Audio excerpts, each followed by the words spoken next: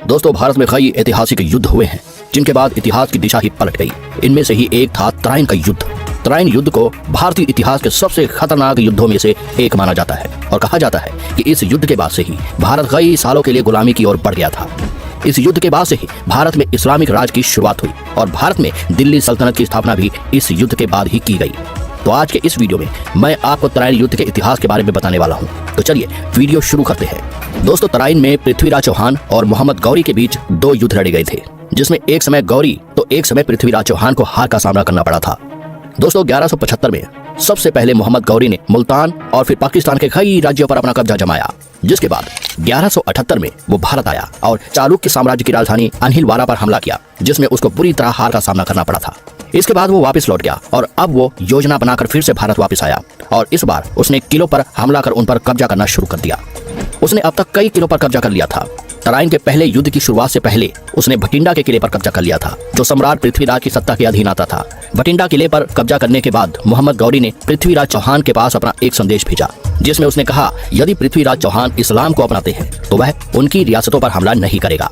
पृथ्वीराज चौहान बिना किसी हिचकिचाहट के गौरी का ये प्रस्ताव ठुकरा देते हैं और युद्ध करने के लिए तैयार हो जाते हैं। युद्ध में पृथ्वीराज चौहान का साथ देने के लिए सभी राजपूत राजा एक साथ हो गए और पृथ्वीराज चौहान के भाई हरिराज चौहान ने भी इस युद्ध में उनका साथ दिया।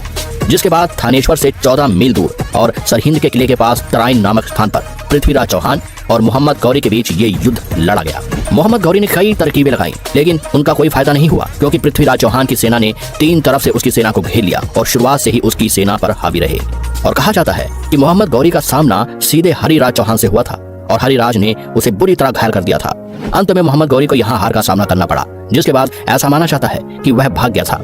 पृथ्वीराज की सेना से यह युद्ध इतनी बुरी तरह से हारने के बाद मोहम्मद गौरी का बहुत अपमान हुआ और अब वह किसी भी हाल में तराइन में जीत हासिल करना चाहता था, जिसके लिए उसने दिन और रात एक कर दिए। और कहा जाता है कि अपने मंसूबों में कामयाब होने की इस तैयारी के चलते 1 साल तक मोहम्मद गौरी अपने परिवार से भी नहीं मिला था। जहां गौरी अपनी सेना को मजबूत करने में जुट जाता है, वहीं पृथ्वीराज अपनी जीत की खुशी में यह भूल जाते हैं कि गौरी दोबारा उन पर हमला कर सकता है।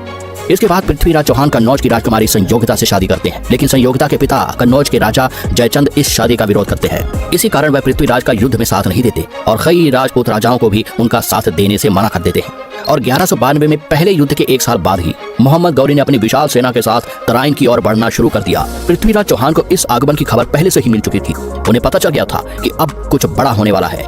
जैसे ही पृथ्वीराज को ये खबर हुई, उन्होंने संधि करना शुरू कर दिया। उन्होंने राजपूतों को एक करना चाहा। उन्हें ये बताया कि यदि हम यह युद्ध साथ होकर लड़ेंगे तो अपनी मातृभूमि की रक्षा कर सकेंगे, अन्यथा यह उस तुर्क के कब्जे में चली जाएगी। और उसके बाद कई राजपूत राजा उनका इस युद्ध में साथ देने के लिए मान जाते हैं, लेकिन कई ऐसे राजा भी थे जो उनका साथ नहीं देते हैं। पृथ्वीराज चौहान ने कुशल रणनीति बनाते हुए सभी महत्वपूर्ण रास्तों को बंद करवा दिया, ताकि मोहम्मद गौरी की फौज अचानक से तराइन में हमला न कर पाए।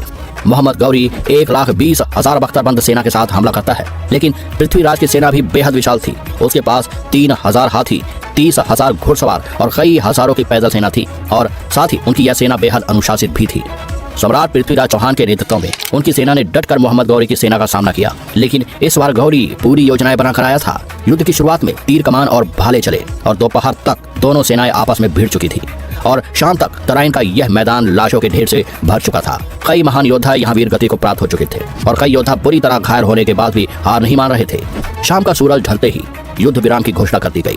इसके बाद दोनों ही सेनाएं अपने अपने खेमे में लौट गई। ऐसा कहा जाता है कि मोहम्मद गौरी की सेना ने युद्ध नियमों के खिलाफ जाकर रात के समय पृथ्वीराज चौहान की सोती हुई सेना पर हमला कर दिया था। उन्होंने सेना के हाथियों को निशाना बनाया और उन पर तीर बरसाने शुरू कर दिए, जिस कारण हाथी यहाँ वहां भागने लगे और अपनी ही सेना के हजारों सैनिकों को कुचल डाला। मोहम्मद गौरी को पता था कि यदि वह पृथ्वीराज की सेना पर सामने से हमला करता है तो उसकी हार निश्चित है।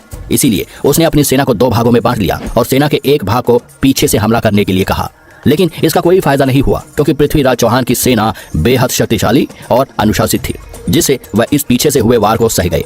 इसके बाद मोहम्मद गौरी एक और चाल चलता है। मोहम्मद गौरी ने अपनी सेना की एक टुकड़ी को पीछे हटने के लिए कह दिया, जिससे पृथ्वीराज की सेना ने उसकी सेना का पीछा करना शुरू कर दिया और गौरी भी ऐसा ही चाहता था। लेकिन मोहम्मद गौरी ने अपनी सेना की एक छोटी टुकड़ी को बचा कर रखा था और अब जब पृथ्वीराज की सेना उनका पीछा कर रही थी, उसने अपनी इस टुकड़ी को पीछे से हमला करने के लिए कह दिया।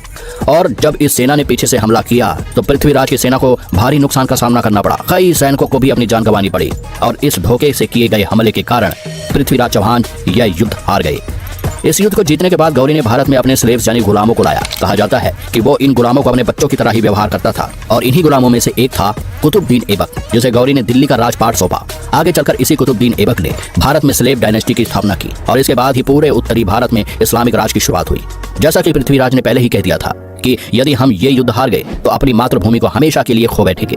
दोस्तों, पृथ्वीराज चौहान की मौत के बारे में कई धारणाएं हैं। कुछ इतिहासकार कहते हैं कि उन्हें युद्ध में ही इतनी बुरी तरह से घायल कर दिया गया था कि उनकी मौत हो गई, और वहीं कुछ इतिहासकार बताते हैं कि मोहम्मद गौरी ने पृथ्वीराज को बंदी बना लिया था और जब उन्हें गौरी के सामने पेश किया गया तब उसने सम्राट पृथ्वीराज चौहान की आंखों को गर्म सलाखों से जला दिया था और कई यातनाएं देते हुए आखिर में मोहम्मद गौरी ने पृथ्वीराज चौहान को मारने का फैसला किया।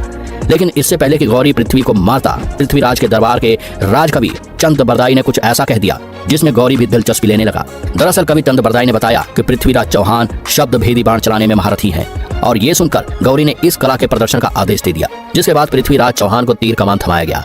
इसके बाद कवि चंद बरदाई ने पृथ्वीराज से कहा, 4 बांस 24 गज अंगुल अष्ट प्रमाण, ता ऊपर सुल्तान है मत चूके चौहान। चंद बरदाई की इन पंक्तियों को सुन सम्राट पृथ्वीराज समझ गए थे कि गौरी किस दिशा में बैठा है और उन्होंने उसी दिशा में तीर चला दिया। यह तीर सीधा जाकर गौरी को लगा और वह उसी समय मर गया। गौरी को मारने के बाद उसकी सेना से बचने के लिए पृथ्वीराज और चंद बरदाई ने एक दूसरे के पेट में खंजर घोंपकर आत्म बलिदान कर दिया। आपको बता दें कि ऐसा कहा जाता है कि सम्राट पृथ्वीराज चौहान ने मोहम्मद गौरी को 17 बार युद्ध में बुरी तरह हराया था और शायद 18वीं बार भी उसे हरा देते यदि मोहम्मद गौरी धोखे से उनकी सेना पर हमला ना करता और उसूलों के साथ जंग को लड़ता। कहा जाता है कि पृथ्वीराज की आत्म बलिदान की खबर सुनकर उनकी रानी संयोगिता भी सती होकर अपना जीवन समाप्त कर लेती है। दोस्तों, ये युद्ध एक बेहद निर्णायक युद्ध रहा था जिसे मोहम्मद गौरी ने जीतकर उत्तरी भारत पर अपना कब्जा जमा लिया। भले ही पृथ्वीराज चौहान का राज यहाँ पर खत्म हो जाता है, लेकिन मोहम्मद गौरी उनके पुत्र गोविंदराज चौहान को अजमेर का शासक बना देता है।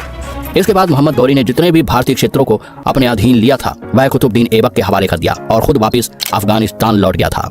इस युद्ध ने यकीनन भारत के इतिहास का रुख पूरी तरह मोड़ दिया था और उत्तरी भारत में मुसलमानों के राज की शुरुआत की थी। तो दोस्तों, ये था तराइन युद्ध का पूरा इतिहास। आज के लिए बस इतना ही। मिलते हैं ऐसी ही किसी दिलचस्प वीडियो के साथ। वीडियो पसंद आया हो तो लाइक और शेयर जरूर करना और साथ ही हमारे चैनल को भी सब्सक्राइब कर लेना। धन्यवाद।